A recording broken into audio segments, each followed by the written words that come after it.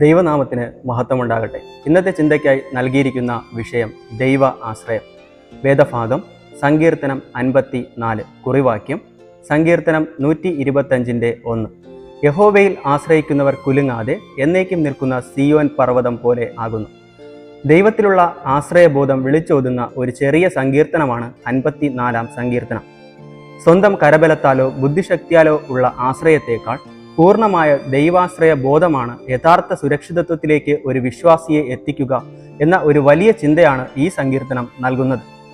ദൈവത്തെ മറന്നും അവഗണിച്ചും എതിർത്തും മനുഷ്യർക്കെതിരെ അനീതി പ്രവർത്തിച്ചും കുറ്റം പറഞ്ഞുമുള്ള ഒരു ജീവിതം ഒരിക്കലും നിത്യമായ വിജയത്തിലേക്കോ ആനന്ദത്തിലേക്കോ നമ്മെ എത്തിക്കുകയില്ല എന്ന് 54-ാം സങ്കീർത്തനം അടിവരയിട്ട് നമ്മെ ഓർമ്മപ്പെടുത്തുന്നു. ജീവിതത്തിൽ എന്നും കൂടുതലായി പരിപാലനത്തിൽ ആശ്രയം വയ്ക്കുവാനും ദൈവത്തിൽ ആശ്വാസവും രക്ഷയും കണ്ടെത്തുവാനും ദാവീദിനെ പോലെ നമുക്ക് കഴിയേണ്ടതായിട്ടുണ്ട്. അഗ്നിയിലും വന്യമൃഗങ്ങൾക്ക് മുന്നിലും എത്തപ്പെട്ടപ്പോഴും ശക്തമായ വിശ്വാസത്തോടെ ദൈവത്തിൽ ആശ്രയം വയ്ക്കാൻ ദൈവമക്കൾക്ക് കഴിഞ്ഞത് ദൈവം അവരോടൊപ്പം ഉണ്ട് എന്ന വ്യക്തമായ ബോധ്യം ഉള്ളതുകൊണ്ട് മാത്രമാണ്. ആയതിനാൽ ബുദ്ധിമുട്ടുകളുടെ ഭീകരതയും വിപത്തും ജീവിതത്തെ വിഴുങ്ങിക്കളയുമെന്ന ഭയത്തിനു മുന്നിലും മലവെള്ളം പോലെ മൂടിക്കളയുന്ന കവിഞ്ഞൊഴുകുന്ന പ്രശ്നങ്ങളുടെ മുന്നിലും വിശ്വാസിക്ക് ആശ്രയം ദൈവം മാത്രമാണ്.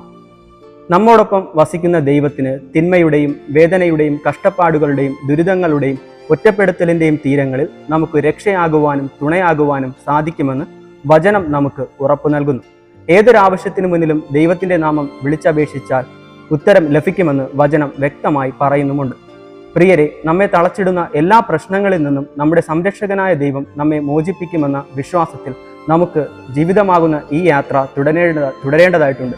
അതിനാൽ ദൈവം നമ്മെ അതിനായി സഹായിക്കുമാറാകട്ടെ. ആമേൻ.